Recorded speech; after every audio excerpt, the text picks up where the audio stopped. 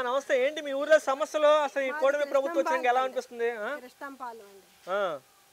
ఏంటి ఏమంటున్నారు? మీ ఊర్లో సమస్య ఏంటి? మా సమస్యలు ఏంటి? చేయవలసినవి చేయలేదు, ఇవ్వవలసినవి ఇవ్వలేదు. ఏవి ఇవ్వకుండానే దౌర్జన్యంగా దిగిపోండ్రు.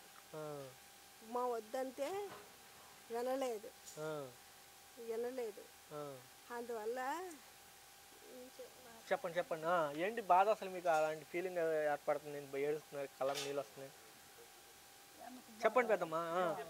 అసలు ఏమంటున్నారు? ఒక నిమిషం చెప్పండి. మీ ఊర్లో అసలు ఎంత నిర్దాక్షిణ్యం గెలిపోమంటే కారణం ఏమనుకుంటున్నారు? అధికారులు బుల్డేజర్లు తీసుకొచ్చారా? బుల్డేజర్ తీసుకొచ్చారు, తెరదోసిస్తారు. మీరు ఏదో న్యాయం చేయండి. మీ ఊరికి ఏ ఊరిది? కృష్ణంపాలెం. కృష్ణంపాలెం. మీలాగా ఎంతమంది ఉన్నారమ్మా? చాలా మంది ఉన్నారు. అసలు అధికారులు ఏం పట్టించుకోవట్లేదా? ఏం పట్టించుకోలేదు.